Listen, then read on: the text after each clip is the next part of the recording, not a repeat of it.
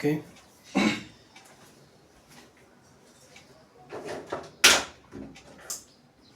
तो आज हम करेंगे थर्मल एक्सपेंशन।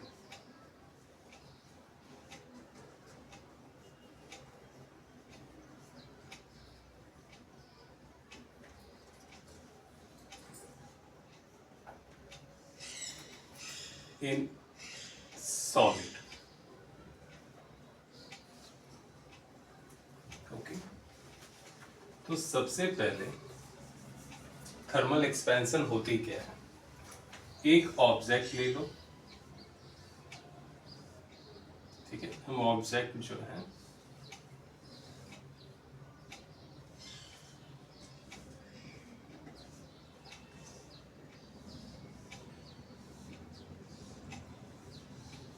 सॉलिड ले रहे हैं और यहाँ पे उसके 3 सैंपल लिए हैं। इसमें ये जो ऑब्जेक्ट है इसमें विड्थ और हाइट नेग्लिजिबल है। तो ये ऑब्जेक्ट कैसी हो गई, ये सॉलिड कैसी हो गई? Unai dimensional. ओके, इसमें लेंथ और विड्थ है लेकिन हाइट नहीं है। तो ये ऑब्जेक्ट कैसे हो गई? 2 डायमेंशनल, ये 1 डायमेंशनल। और यहाँ इस ऑब्जेक्ट में तीनों चीज है, लेंथ, विड्थ और हाइट। तो ये क्या हो गई? 3D ऑब्जेक्ट हो गया। ओके, तो जब भी इस ऑब्जेक्ट को, इस सॉलिड को आप हीट दोगे तो ये क्या होगी? फैलेगी, एक्सपैंड करेगी, यानी इसकी जो साइज है वो बढ़ जाएगी। तो मान लो T टेम्परेचर पे इसकी साइज कुछ ये है, तो T plus delta T temperature पे ये कुछ फैल के इतनी होगी। ओके, यहाँ पे इसी तरह इसमें एक्सपेंशन हो गया। ओके, सिमिलरली ये एक्सपैंड हो गया। तो सॉलिड की जब टेम्परेचर बढ़ती है तो उसकी साइज क्या होती है? बढ़ती है। उसकी जो साइज में एक एक्सपेंशन आती है, इसी को हम थर्मल एक्सपेंशन कहते हैं। यानी टेम्परेचर बढ़ने के साथ एक ऑब्जेक्ट की जब साइज बढ़ती है तो हम कहते हैं वो ऑब्जेक्ट एक्सपैंड हुआ। कैसे? थर्मली एक्सपैंड हुआ। याद रखना, सबसे ज्यादा जो एक्सपेंशन होती है वो गैस में होती है, उसके बाद लिक्विड में और फिर सॉलिड में। बिकॉज हम सिर्फ सॉलिड को डील कर रहे हैं तो लिक्विड और गैस के बारे में बात नहीं करेंगे।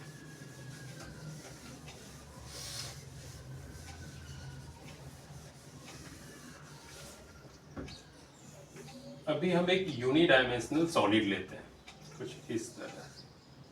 यह है यूनिडायमेंशनल सॉलिड। ओके, और मैं इजी समझ में आए इसलिए सिर्फ लीनियर मॉलिक्यूल्स के अरेंजमेंट ले रहा हूं इस तरह से। करेक्ट?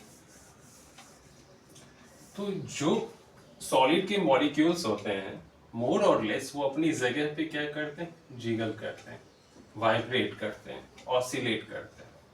ठीक है, ये मॉलिक्यूल्स अपनी जगह पे क्या होगी? ऑसिलेट करेगी, ये भी ऑसिलेट करेगी, ये भी। तो जितने मॉलिक्यूल्स हैं सारी की सारी अपनी जगह पे क्या करेगी? ऑसिलेट करेगी। अगर आप इसको हीट दे दो, मान लो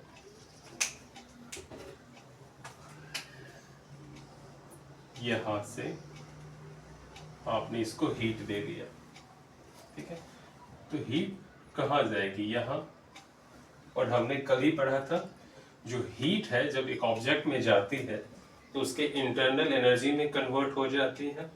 यानी ये जो मॉलिक्यूल्स हैं उसकी वाइब्रेशंस जो है, जो काइनेटिक एनर्जी है वो ज़्यादा हो जाएगी। तो ये ज़्यादा स्पीड के साथ क्या होगी? वाइब्रेट करेगी, उसकी फ्रीक्वेंसी ज़्यादा हो जाएगी वाइब्रेशंस की। इसकी भी फ्रीक्वेंसी ज़्यादा हो जाएगी, इसकी भी फ्रीक्वेंसी ज़्यादा होगी। तो ज़्यादा फ्रीक्वेंसी होने की वजह से उसके एम्पलीट्यूड भी क्या हो जाएंगे, ज़्यादा हो जाएंगे, क्योंकि ये ज़्यादा वाइब्रेट कर रही है। तो जो दो मॉलिक्यूल्स के बीच में इंटरेक्शंस है वो भी ज़्यादा हो जाएगा। तो एक मॉलिक्यूल्स दूसरे मॉलिक्यूल से ज़्यादा डिस्टेंस पे सेपरेट हो जाएगी। तो ये और ये इनके बीच जो डिस्टेंस थी वो बढ़ जाएगी, कुछ ये हो जाएगी। सिमिलरली नेबरिंग और ये क्या हो जाएंगे, एक्सपैंड हो जाएंगे कुछ इस तरह से। तो सारे मॉलिक्यूल्स के बीच में जो सेपरेशंस थी वो ज़्यादा हो गई, इसलिए इसका एंड रिजल्ट क्या मिला कि ये सॉलिड्स जो है यूनिडायमेंशनल सॉलिड, इसकी लेंथ जो है वो बढ़ गई। ओके, तो मान लेते हैं, कंसीडर करते हैं कि इसकी ओरिजिनल लेंथ थी L, तो एक्सपैंड होने के बाद इसकी जो लेंथ हो गई वो हो गई L प्लस जो इंक्रीमेंट हुआ थर्मल एक्सपेंशन डेल्टा L। इसकी टेम्परेचर थी T, ये T टेम्परेचर पे था, और ये जो है T plus delta T temperature पे है। तो फ्रैक्शनल चेंज इन लेंथ क्या होगी वो हमें ढूंढना है। तो चेंज इन लेंथ जो है, चेंज इन लेंथ इंक्रीमेंट के बाद क्या हो जाएगी, फाइनल माइनस इनिशियल, तो डेल्टा L। तो फ्रैक्शनल चेंज इन लेंथ क्या हो जाएगा, फ्रैक्शनल चेंज इन लेंथ वो हो जाएगा डेल्टा L अपॉन पुरानी ओरिजिनल लेंथ L।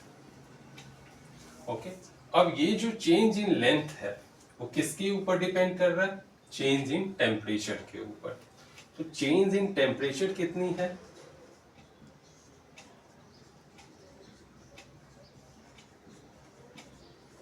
वो है डेल्टा T। ओके, ये जो फ्रैक्शनल चेंज इन लेंथ है वो चेंज इन टेम्परेचर के डायरेक्टली प्रोपोर्शनल है। इसको ऐसे लिख सकते हैं, डेल्टा T। तो ये जो चेंज इन लेंथ हो गई, सॉरी प्रोपोर्शनल है, तो change in length upon length, इस सिंबल को हटाएंगे तो हमें यहाँ अल्फा डालनी पड़ेगी, एक कांस्टेंट। ये कांस्टेंट जो है इसको कहते हैं coefficient of linear thermal expansion. Okay, but ये टेम्परेचर पे डिपेंड करता है, क्लियर। लेकिन हम जो डील करेंगे उसमें कंसीडर करेंगे ये मोर और लेस टेम्परेचर से इंडिपेंडेंट है, क्लियर हो। हम जो पढ़ेंगे या न्यूमेरिकल सॉल्व करेंगे उसमें ये अल्फा टेम्परेचर पे डिपेंड नहीं करता है, क्लियर। तो अल्फा इक्वल टू क्या हो गई, delta L by L delta T, coefficient of linear thermal expansion equal to delta L by L into delta T। अब मैं इसको रब कर रहा हूं,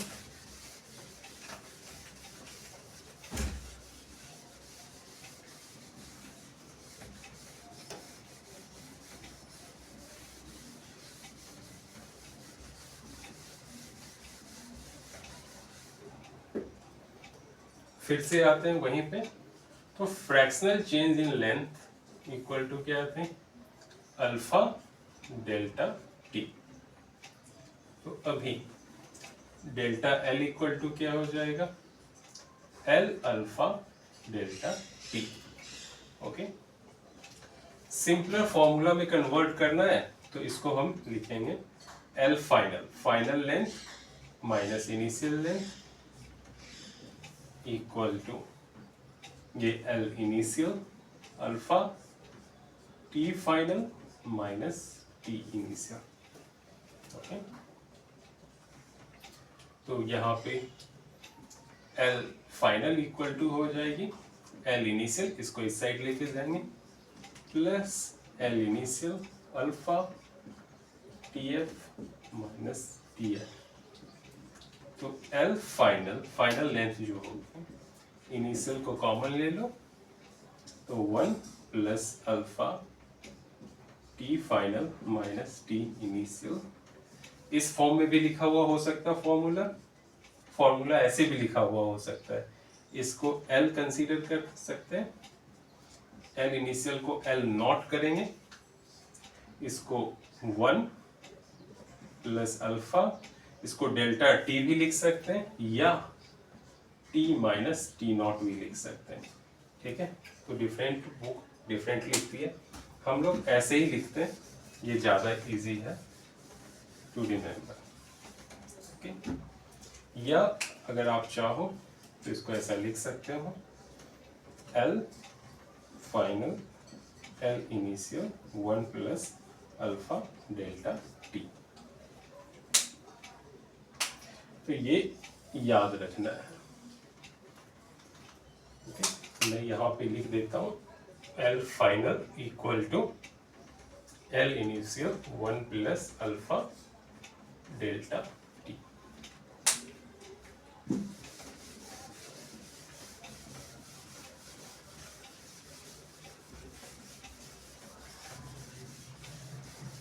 नेक्स्ट हम डील करेंगे areal thermal expansion. Areal thermal expansion काफी आसानी से इसको भी देखेंगे। देखो, ये एक एरियल बॉडी है ना, इसकी टेम्परेचर T है, ओके, और इसकी एरिया A है। इस बॉडी को हीट सप्लाई दिया गया और उसके बाद ये एक्सपैंड हो गई। ठीक है, ये सेम बॉडी है, यहाँ पे एक्सपैंड हो गई, इसकी टेम्परेचर हो गई T प्लस डेल्टा T और इसका एरिया हो गया A प्लस डेल्टा A। तो again fractional change in area क्या होगा? Change in area upon original area. तो फ्रैक्शनल चेंज इन एरिया हो गया change in area upon original area, और ये डायरेक्टली प्रोपोर्शनल होगी चेंज इन टेम्परेचर के, यानी डेल्टा टी के।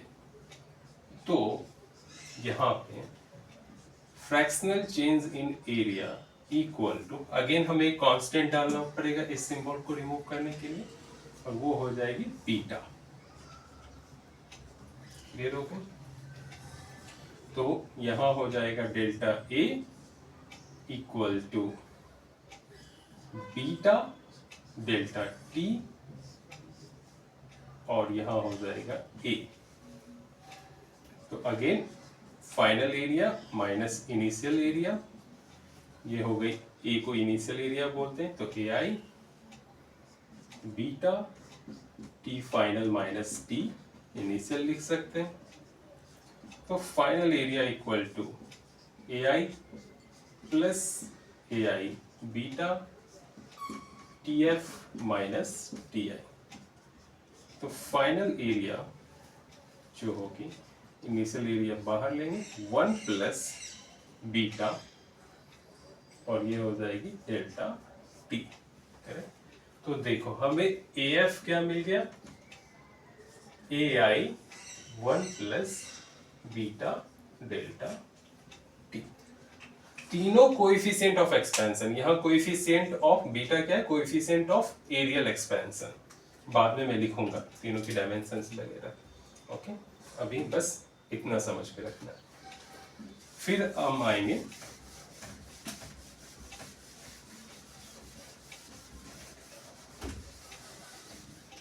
वॉल्यूम एक्सपेंशन ऑफ सॉलिड्स के ऊपर।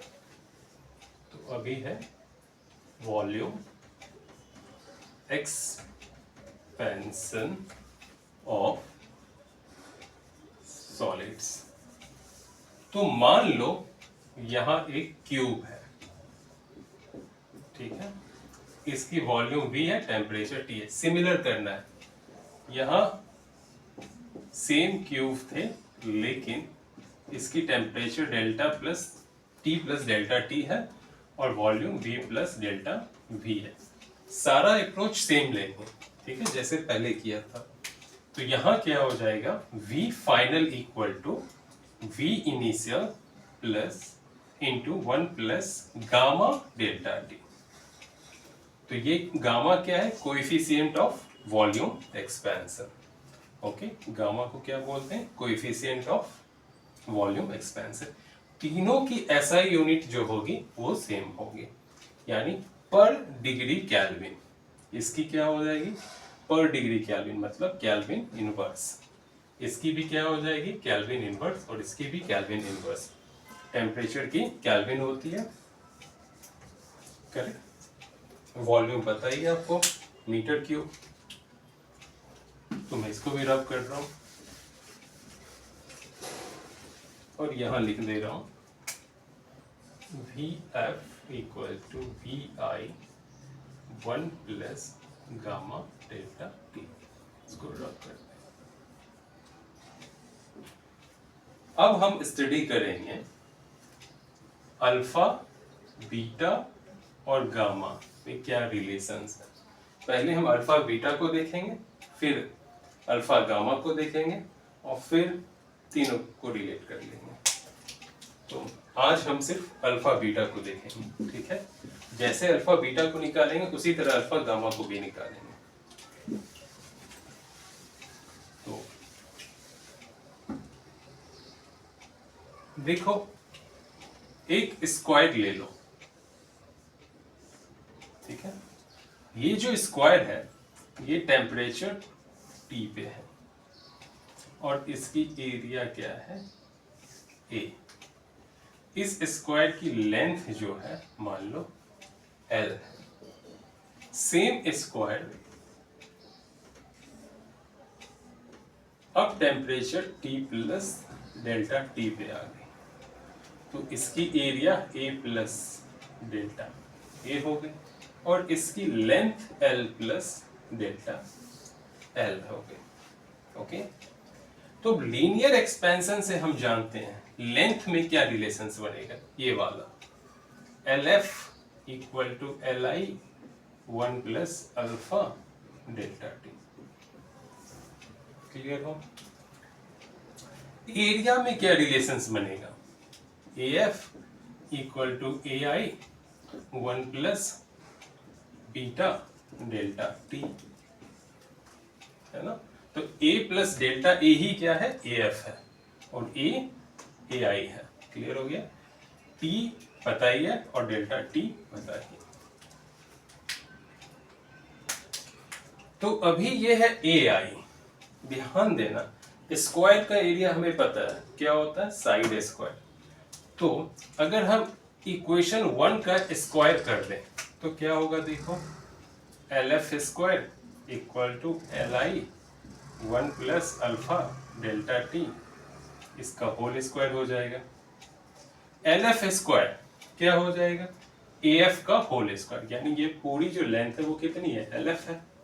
तो इसका स्क्वायर करेंगे तो इसकी पूरी की एरिया मिल जाएगी, तो ये क्या हो जाएगी? A F square. समझ में आ रहा ना? ए एफ हो जाएगी, लिखने की जरूरत नहीं है अभी। फिर यहां देखो, ये हो जाएगी एल आई का स्क्वायर और 1 प्लस अल्फा डेल्टा टी का स्क्वायर। फिर से मैं लिख देता हूं, इसको ए एफ, इसको ए आई। एल आई स्क्वायर क्या हो जाएगी? इसकी एरिया, है ना। ये क्या है? एल आई है। ये एल जो है हमारा क्या है? एल आई है। ए प्लस बी का होल स्क्वायर यहां यूज करेंगे इसको सॉल्व करने के लिए।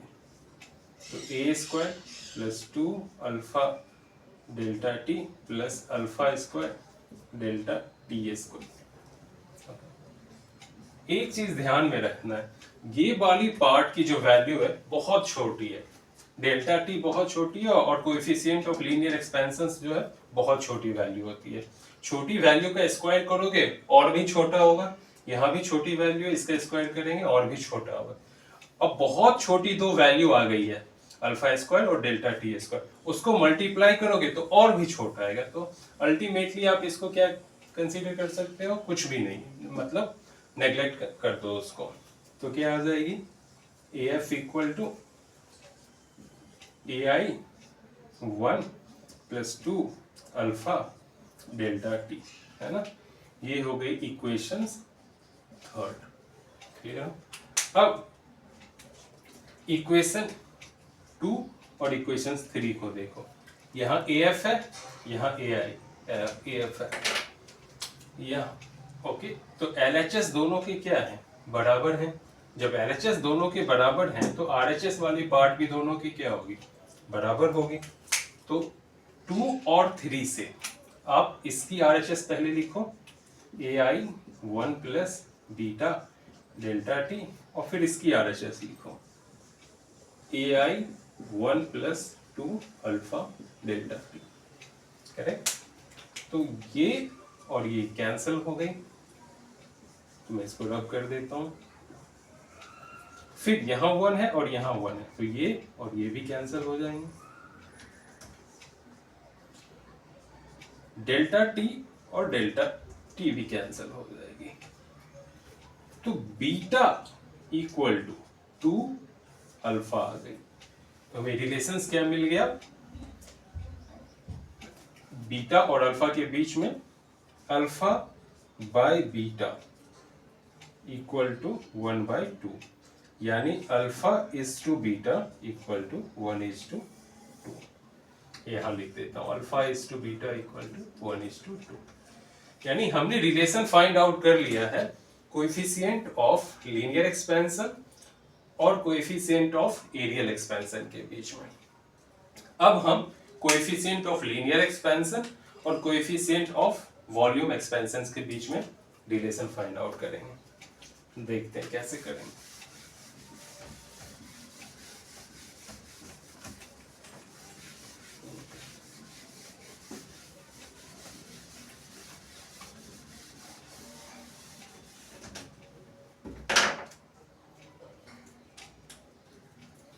तो अगेन एक क्यूब ले लो,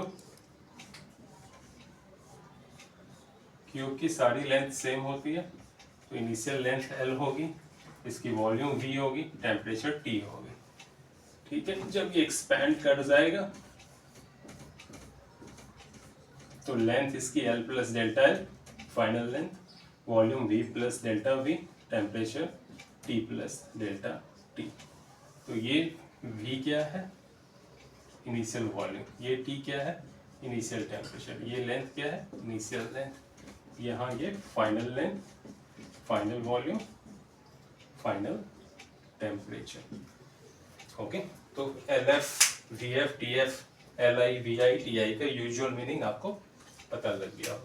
अगेन हमें पता है LF equal to LI 1 plus alpha delta T होती है। क्लियर? तो अब हम क्या करेंगे, इसको क्यूब करेंगे दोनों साइड। ठीक है, तो क्यूब करेंगे दोनों साइड, तो ये क्या हो जाएगा? LF का होल क्यूब, यहाँ LI का whole cube, 1 plus alpha delta T का होल क्यूब। ओके, तो LF का होल क्यूब देखो, इसका होल क्यूब यानी इसकी वॉल्यूम हो जाएगी, तो VF हो गई। LI का होल क्यूब, इसकी वॉल्यूम हो जाएगी, ये VF हो गई, ये VI हो गई। A प्लस B का होल क्यूब क्या होता है?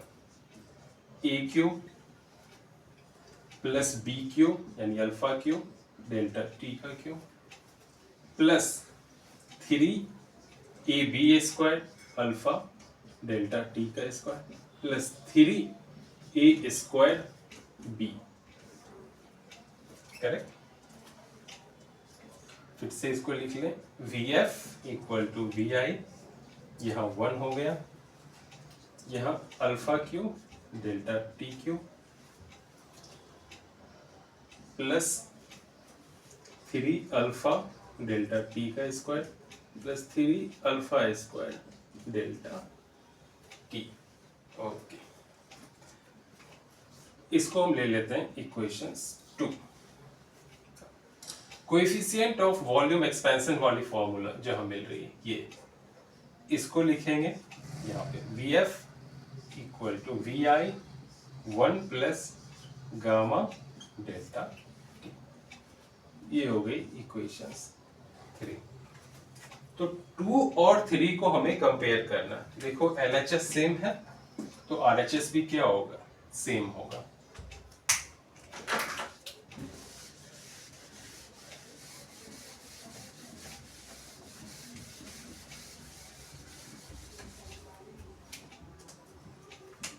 तो RHS में पहले ये लिख देता हूँ, VI 1 plus alpha cube delta T cube plus 3 alpha delta T square plus 3 alpha square delta T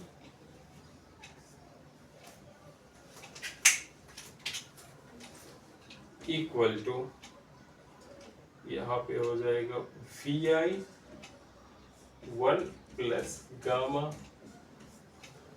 delta T. Okay, तो VI और VI हो गई कैंसिल, ठीक है। 1 और 1 भी हो गया कैंसिल।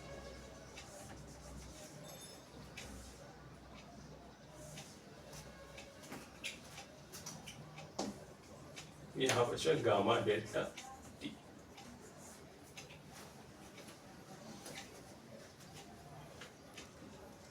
ओके, अभी देखो alpha cube delta T Q काफी छोटा होगा, तो इसको भी हम क्या करेंगे, कैंसिल मान लेंगे, ठीक है। अब बचा यहाँ पे ये, अब इन दोनों में देखो छोटी वैल्यू किसकी होगी, जिसकी भी छोटी वैल्यू होगी उसको हम एलिमिनेट कर देंगे, करेक्ट। तो हम इसकी वैल्यू काफी छोटी होगी क्योंकि ये डेल्टा टी का स्क्वायर है, करेक्ट। तो हम उसको क्या करेंगे, एलिमिनेट कर देंगे, करेक्ट। या आप इसको ऐसे भी लिख सकते हो,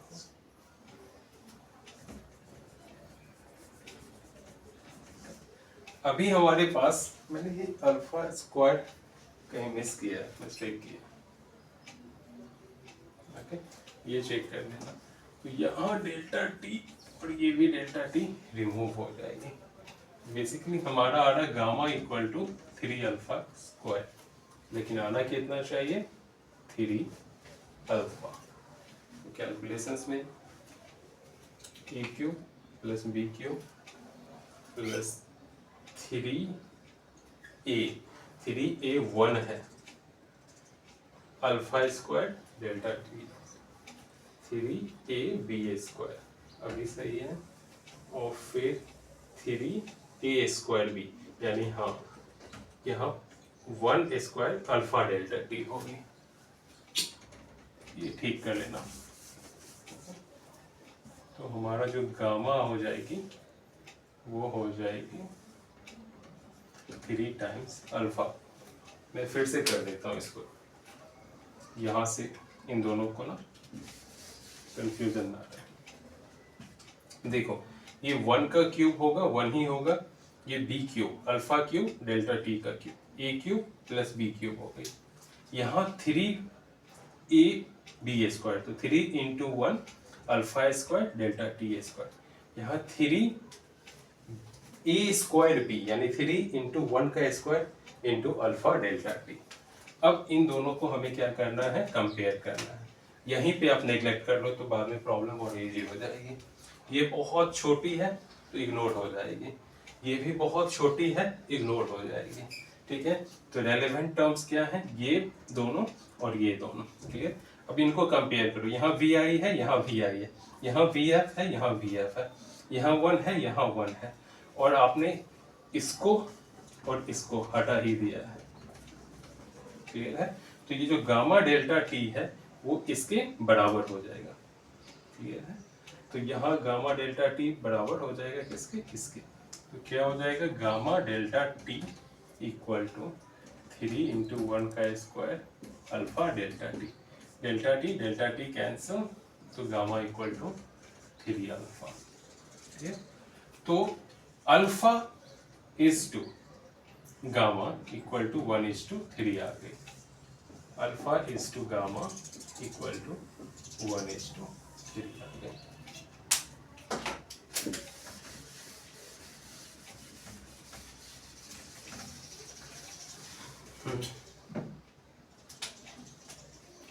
अब beta is to alpha is to gamma में यहाँ लिख दिया हूँ। Alpha is to beta, alpha is to beta कितना दिया हुआ 1:2, तो यहाँ हो गया 1:2। और अल्फा इज टू गामा कितना दिया हुआ 1:3, तो 1:3। करेक्ट। यहाँ कुछ नहीं है तो 1 आ गया, यहाँ कुछ नहीं है 1, नेबरिंग आ जाते हैं। 2 × 1 2:1:1 3:1 3। ओके, तो अल्फा बीटा और गामा की जो रेशियो आ गई 1:2:3 आ गई। ओके,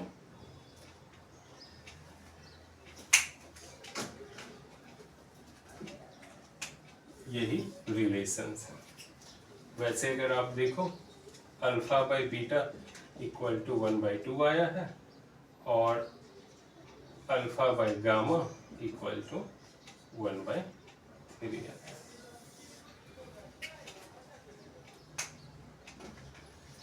तो दोनों साइड अल्फा इतना ही है, तो beta is to gamma 2:3 verify हो गई है, परफेक्ट।